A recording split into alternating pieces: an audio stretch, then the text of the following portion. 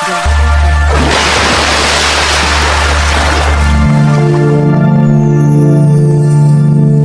Assalamualaikum warahmatullahi wabarakatuh. Selamat pagi sahabat bursa semua. Perkenalkan, nama saya Sri Julfiani sebagai moderator yang akan memimpin jalannya bincang-bincang pada pagi hari ini.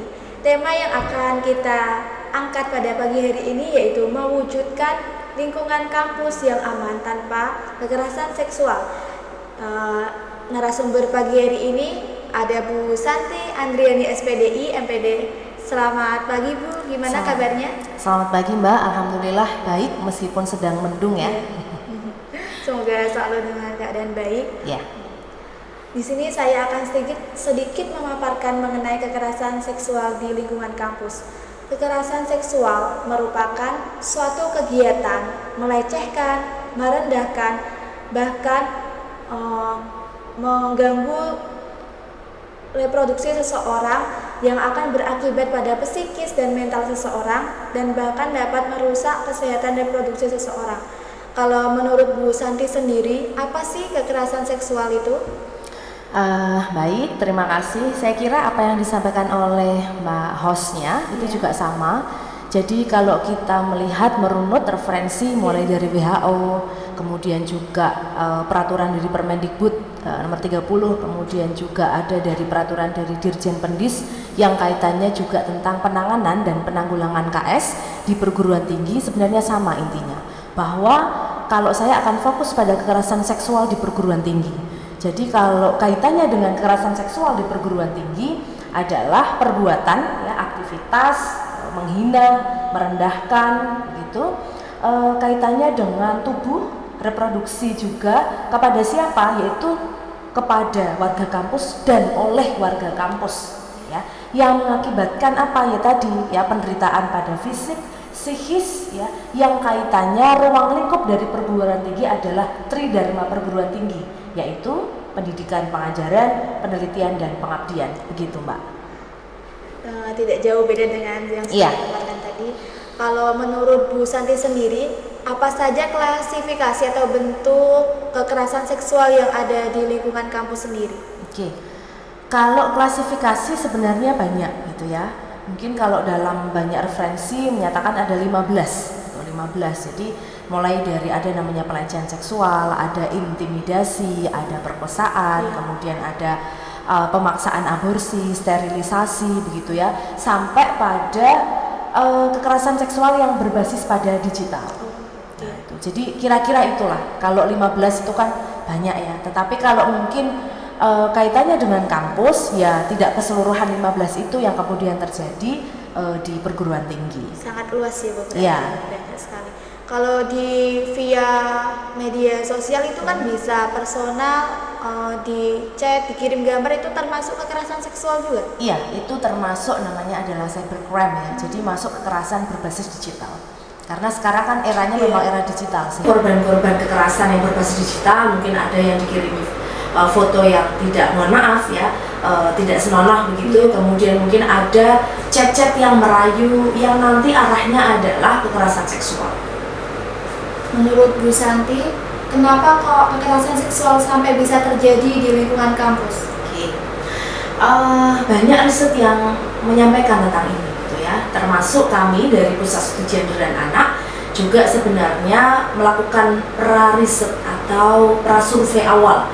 Bagaimana sih pengetahuan? Yang pertama adalah pengetahuan mahasiswa tentang KS. Jadi kami dari Pusat Studi Gender dan Anak Universitas Jepara memang baru dibentuk di bulan Agustus ya, di bulan Agustus. Kemudian kami mencoba untuk melakukan beberapa kegiatan yang memang sesuai dengan tupoksi kami. Salah satunya untuk merespon kekerasan seksual di perguruan tinggi adalah kami melakukan prasurvei yang respondennya paling tidak lumayan ya, ada 4.029 mahasiswa yang kita ingin mengetahui. Ada 3 indikator yang ingin kita ketahui. Yang indikator pertama adalah kaitannya dengan apa sih pengetahuan mahasiswa tentang kekerasan seksual. Yang kedua adalah pengalaman mahasiswa tentang kekerasan seksual, dan yang ketiga adalah kaitannya dengan persetujuan atau support mahasiswa tentang undang-undang kekerasan seksual. Ya. Nah, kita coba fokus pada indikator yang kedua, yaitu pengalaman mahasiswa. Jadi kalau kami melihat dari 4.029 mahasiswa, itu ada 6%. Ya, prosentasenya terlihat sedikit, tetapi kalau kita melihat respondennya itu banyak. Ya. Jadi sebanyak 6% mahasiswa mengalami kekerasan seksual. 6% dari 4.029 itu ada 238. Nah, pelakunya ya kalau berdasarkan pada riset kami ya ada juga pelakunya dari dosen, tenaga kependidikan atau di luar dari warga kampus, tetapi yang kena adalah mahasiswa, sehingga tetap ini menjadi concern dari PSGA Unisnu Jepara. Nah, kaitannya dengan latar belakang ya, yang melatar belakangi kenapa sih kemudian banyak sekali kasus-kasus tentang kekerasan seksual di perguruan tinggi. Yang pertama adalah ini kaitannya dengan relasi kuasa ya. Ketika saya membaca riset dari Komnas Perempuan mulai dari tahun 2015 sampai 2020 ya, lembaga pendidikan yang tertinggi kasus KS adalah di perguruan tinggi, bukan SMP, bukan SMA. Perguruan tinggi yang paling tinggi. Nah, faktornya apa? Yang paling tinggi adalah ketika pembimbingan tugas akhir ya, yang kaitannya dengan tugas akhir dan skripsi. Jadi ini terlihat ada relasi kuasa antara dosen dan yang dibimbing. Nah, itu. Jadi faktor yang pertama karena ada relasi kuasa. Jadi dosen itu memiliki kuasa ya, bahwa ini loh mahasiswa kalau mau lulus, entah itu tugas akhir atau mungkin ujian yang lain ya, DPL atau untuk KKN dan yang lain, itu kemudian ada kuasa ya, ada kuasa. Oh, kalau mau ini maka kamu harus melakukan ini. Nah, itu sudah ada riset dari Komnas Perempuan semacam itu. Itu yang pertama. Yang kedua adalah faktornya adalah saya kira ini kaitannya dengan patriarki. Ini jelas keseluruhan pasti budaya patriarki. Bahwa budaya kebapak-bapakan ya. Jadi budaya bahwa yang laki-laki ini yang punya power daripada perempuan gitu. Jadi yang punya power adalah laki-laki. Jadi saya ini yang lebih kuat, saya yang lebih dari segalanya daripada perempuan. Sehingga kemudian ada subordinasi bahwa yang perempuan adalah second ya, yang kedua gitu. Yang ketiga adalah budaya apatisme menurut saya. Budaya apatisme dari warga kampus. Jadi kalau ada yang kemudian kayaknya mungkin hanya siulan ya, hanya siulan kepada warga kampus, baik itu laki-laki dan perempuan. Saya tidak mengatakan bahwa kekerasan seksual kemudian hanya korbannya perempuan, tidak, tetapi itu tadi yang saya sampaikan, mungkin juga pelakunya itu entah siul gitu ya, kemudian catcalling ya, dianggap warga kampus yang lain itu hal biasa. Yang ketiga, faktor yang melatar belakangi adanya kekerasan seksual di perguruan tinggi adalah budaya apatisme, budaya yaitu lumrah saja. Nah gitu, bahwa yang sederhana pun kekerasan seksual, contohnya nanti ada bersiul gitu ya, baik itu yang disiuli adalah laki-laki dan perempuan. Kemudian juga ada catcalling ya, perilaku-perilaku yang mungkin sederhana, mungkin bagi masyarakat tahunya itu adalah hal yang sederhana, yang biasa saja, tetapi itu adalah bagian dari kekerasan seksual. Nah, begitu Mbak. Di Unisnu sendiri kan ada lembaga PSGA, itu Pusat Studi Gender dan Anak. Nah, selama berjalannya 5 bulan ini seperti apa sih Bu peran pentingnya di Unisnu mengenai kekerasan seksual? Perlu kami sampaikan bahwa sebenarnya memang PSGA tidak hanya fokus di satu itu saja gitu ya. Jadi sesuai dengan arahan dan juga memang amanat dari Rektor Unisnu bahwa ada beberapa tugas ya yang harus diemban oleh Pusat Studi Gender dan Anak LPB Unisnu. Jadi yang pertama adalah kaitannya dengan edukasi, wawasan kepada semua warga masyarakat dan juga di luar kampus, kaitannya dengan pengarus utamaan gender dan anak gitu. Yang kedua adalah kaitannya dengan bagaimana melakukan model-model penelitian, pengabdian, karena ruang lingkupnya PSGA itu Tridharma Perguruan Tinggi. Nah, salah satu isu yang ada untuk edukasi ya kaitannya dengan pengaruh utamaan gender dan anak adalah zero toleran ya terhadap kekerasan seksual. Nah, apa yang sudah dilakukan oleh PSGA? Saya kira ini masih proses panjang ya. Jadi sangat proses panjang karena memang PSGA itu baru 5 bulan berjalan, sehingga kami sambil jalan untuk memenuhi dokumen-dokumen yang diperlukan dalam PSGA, tapi kami juga kemudian tetap melaksanakan isu-isu yang berkembang saat ini, termasuk tadi zero tolerance. Apa yang sudah kami lakukan? Yang pertama adalah kita sudah melakukan FGD, Focus Group Discussion.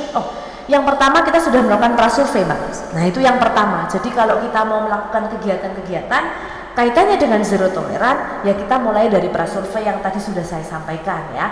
Kemudian yang kedua adalah kita melakukan FGD, Focus Group Discussion, untuk penyusunan pedoman pencegahan dan penanggulangan KS di perguruan tinggi keagamaan Islam. Nah, itu sudah kita lakukan dengan pesertanya adalah segenap pimpinan. Jadi mulai dari Bapak Rektor, kemudian Warek 1, 2, 3, kemudian para dekan dan juga perwakilan dari BEM, ya, UKM, organisasi kemahasiswaan di lingkungan kampus. Kita kumpul bagaimana sih ini harusnya, apa yang harus dilakukan. Jadi yang pertama adalah kita melakukan edukasi, ya, melakukan diskusi, pemetaan apa yang harus dilakukan. Nah, itu yang pertama. Yang kedua, kemarin juga kita sudah melakukan yaitu beberapa kajian dengan teman-teman PSGA yang lain di luar kampus. Jadi PSGA ini tidak hanya di sini ya. Jadi termasuk kita itu ya termasuk di akhir lah ada lembaga PSGA.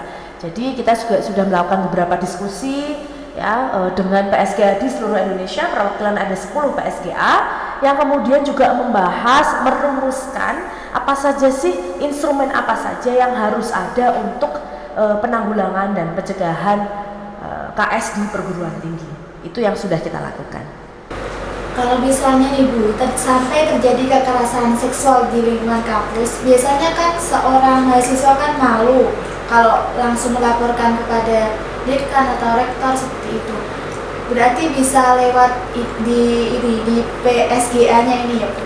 Oke, jadi begini Mbak, memang sebenarnya harus ada aturan ya, harus ada aturan, harus ada SOP, harus ada pedoman terlebih dahulu. Untuk apa? Ya, untuk pencegahan dan penanggulangan. Ya. Kenapa begitu? Supaya nanti ketika ada kasus, ya ada kasus, ada aduan, itu kemudian bisa terstruktur. Ini nanti mau arahnya kemana? Gitu. Tetapi karena memang ini PSGA, itu baru jalan untuk penyusunan dokumen. Jadi runtutannya itu harus ada dokumen tentang SK, ya. SK yang pertama adalah tentang pedoman, ya, pencegahan dan penanggulangan KS di perguruan tinggi. Ya, pedoman yang kemudian langsung ya ditandatangani oleh rektor, disahkan oleh rektor. Nah, di pedoman itu kemudian nanti di sana salah satunya itu ada bagaimana sih teknik ya atau apa cara untuk melakukan aduan atau laporan. Jadi di situ nanti lengkap. Ada panduannya. Ya, ada panduannya, ada SOP-nya, ada SOP-nya. Bagaimana sih caranya untuk pengaduannya itu. Sampai ada sebenarnya harusnya ada ULT, yaitu unit layanan terpadu, harusnya sampai situ. Jadi kalau ada unit layanan terpadu, nanti kemudian aduannya masuk, kemudian nanti dilihat apakah ini masuknya adalah kekerasan yang seperti apa. Nah, apakah memang perlu sampai pendampingan psikolog dan sebagainya. Nah, itu kan memang perlu ada pedoman ya. Jadi perlu ada aturan yang menaunginya supaya nanti jalannya itu lebih mudah. Penanganannya tepat. Ya. Pun meskipun begitu, kalaupun nanti ada memang yang sudah mau laporan, itu langsung bisa ke PSGA, nanti akan kita tangani langsung dari PSGA. Nah, kalau nanti memang harus ada kaitannya dengan kesehatan, kita nantinya akan bekerja sama dengan DKK. Kemudian nanti kalau kaitannya dengan hukum, di sini kan juga ada kan LBH, gitu ya. Kemudian psikolog juga kita ini sedang berkomunikasi, bekerja sama juga dengan beberapa psikolog yang kita miliki. Gitu. Sampai saat ini yang bisa dilihat kekerasan seksual itu akibatnya seperti apa sih? Akibatnya ya. Akibat dari kekerasan seksual. Ya dilihat dari jenis kekerasan seksual yang dialami. Gitu. Kalau kekerasan seksualnya adalah hanya bullying gitu kan, hanya catcalling, mungkin psikisnya tidak terlalu. Gitu, ya. Tetapi kalau sampai mungkin sampai kehamilan atau KTD ya, kehamilan tidak diinginkan, intercourse gitu kan. Nah, itu penderitaannya tidak hanya fisiknya, tapi malah lebih ke psikisnya. Bagaimana contoh ini ada mahasiswa mungkin di luar sana kemudian sampai dihamili dan kemudian sampai melahirkan, itu secara psikis sudah luar biasa. Nah gitu ya, traumanya gitu ya, kemudian bagaimana dia melihat kampus, bagaimana kemudian masyarakat ya, orang tuanya seperti apa gitu. Jadi dilihat dari jenis kekerasan seksual yang dialami oleh orang tersebut, baik laki-laki maupun perempuan. Bagaimana cara langkah-langkah untuk menghindari kekerasan seksual di lingkungan kampus? Apakah perlu itu menambah kurikulum pada mata kuliah atau cukup menaruh peraturan baru di lingkungan sekolah? Lalu bagaimana sih Bu langkah-langkah untuk mengatasi terjadinya kekerasan seksual di lingkungan kampus? Apakah perlu menambah kurikulum pada mata kuliah atau cukup hanya menambah peraturan baru di lingkungan kampus? Oke, jadi begini Mbak, seperti yang sudah saya sampaikan di awal bahwa pencegahan dan penanggulangan KS di perguruan tinggi itu ada 3 ruang lingkupnya, sama dengan Tridharma perguruan tinggi. Jadi mulai dari pendidikan dan pengajaran, penelitian dan juga pengabdian. Maka solusinya adalah memang yang pertama kaitannya dengan pencegahan. Ya, pencegahan dulu. Kalau pencegahan berarti ada edukasi, ada sosialisasi. Seperti ini kan juga bagian dari edukasi kaitannya dengan pencegahan KS di perguruan tinggi. Kemudian yang kaitannya dengan pendidikan itu nanti ada kurikulum, ya, ada kemudian lingkungan belajar, ada kaitannya dengan nuansa akademik. Nah, kemarin waktu kita bertemu dengan PSGA yang lain, ya, di se-Indonesia itu. Kita baru menyusun instrumen bagaimana pencegahan KS untuk di pendidikan dan pengajaran. Salah satunya adalah memang dengan lewat kurikulum. Nah, tetapi nanti kurikulum itu berarti bisa masuk di mata kuliah. Apakah mata kuliah tersendiri tentang gender dan HAM? Ya, kayaknya juga di Fakultas Syariah sudah ada itu ketika saya melihat. Apakah kemudian itu atau nanti modelnya adalah integrasi? Ya, integrasi itu berarti nilai-nilai tentang pengarus utamaan gender, keadilan gender, kesetaraan itu masuk di semua mata kuliah. Nah, ini menjadi beberapa pilihan.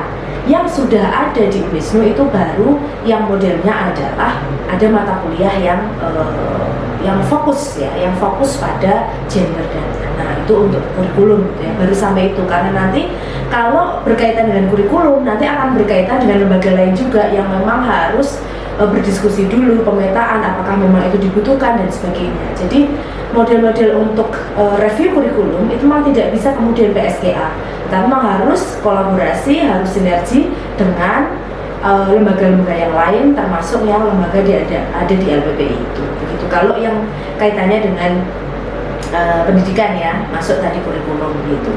Nah, kalau itu pencegahan. Yang kedua, penanggulangan. Kalau penanggulangan ini kan berarti sudah ada aduan. Nah, itu kan. Bagaimana ini? Apa yang harus dilakukan kan gitu ya. Nah, kasusnya apa? Ya setelah aduan kita lihat ya, kita petakan. Kalau ini masuknya jenis kekerasan yang ini, maka nanti ini harus ada pihak kesehatan. Ini harus ada pihak yang mendampingi lagi, mungkin dari LSM, kemudian juga dari lembaga bantuan hukum. Nah, gitu. Jadi tergantung tadi jenis KS yang dialami gitu. Tapi paling tidak memang perguruan tinggi ini sudah memulai ya lewat PSGA itu mulai dari edukasi, sosialisasi, penyusunan dokumen-dokumen ini sudah kita lakukan. Gitu. Banyak berita yang saya baca di internet maupun di televisi itu kan di lingkungan kampus sendiri kalau terjadi kekerasan seksual itu penyelesaiannya rata-rata kekeluargaan ya. Terus kalau misal itu kan bisa menanggulangi menjaga nama baik kampusnya atau si korbannya sendiri. Misal kalau keluarganya tidak terima dengan perlakuan anaknya sampai traumatis gitu, apakah membawanya ke pihak hukum akan menambah hal buruk pada si korbannya itu? Mungkin memang banyak penyelesaian KS di perguruan tinggi yang modelnya adalah bersifat kekeluargaan. Tetapi kalau saya pribadi memang tidak semacam itu. Dan nanti kita dorong dokumen yang ada di PSGA juga tidak kemudian berasas pada kekeluargaan, gitu ya. Karena kalau berasas pada kekeluargaan, nanti kemudian yang dirugikan adalah pihak korban. Yang dirugikan tetap pihak korban. Bagaimana pelakunya? Kan tidak ada sanksi apapun ya. Nah, makanya kalau di PSGA itu memang nanti yang pertama itu ada namanya nanti kode etik ya, dewan etik atau komite etik. Jadi di Unisnu itu ada semacam itu. Nanti kalau contoh mungkin ada warga kampus, entah itu dosen atau tenaga pendidikan yang memang terbukti melakukan kekerasan seksual ke mahasiswa atau ke yang lain.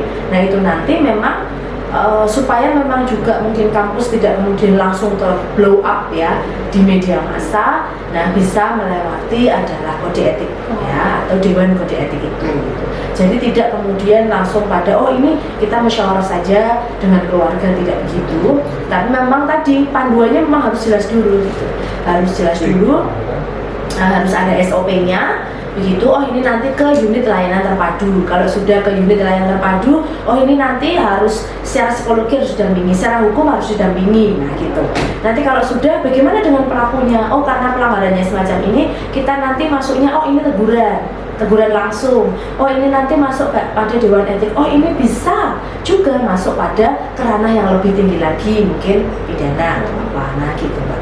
Kalau pemulihan yang baik bagi si korban kalau sampai mentalnya kena atau psikisnya kena itu yang langkah yang baiknya itu pemulihannya seperti apa?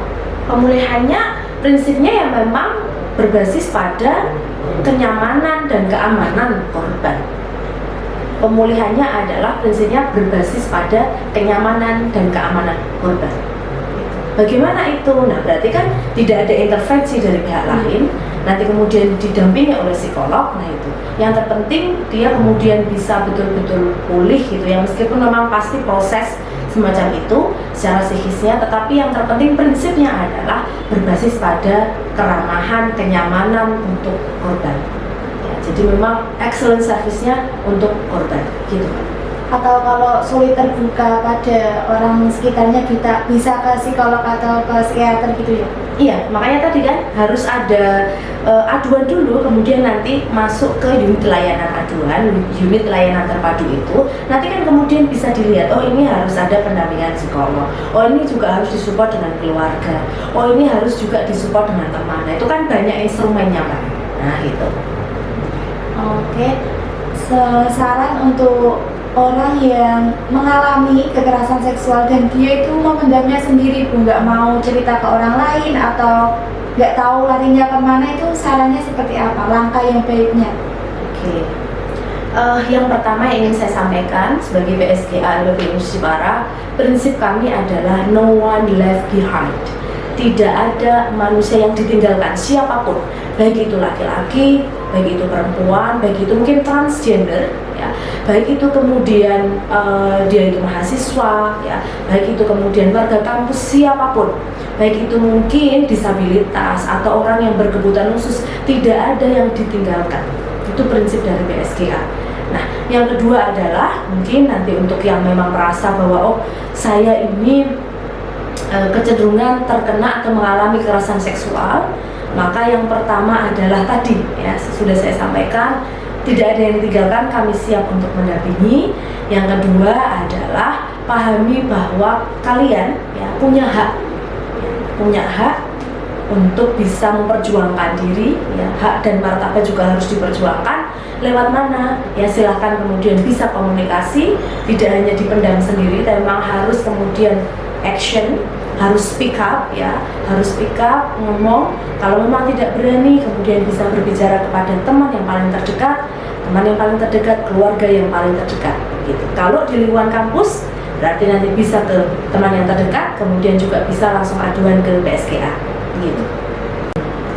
Oke teman-teman, kalau kalian ingin tahu lebih lanjut mengenai KS di perguruan tinggi dan cara penanggulangannya, nantikan di episode selanjutnya ya. Bye-bye.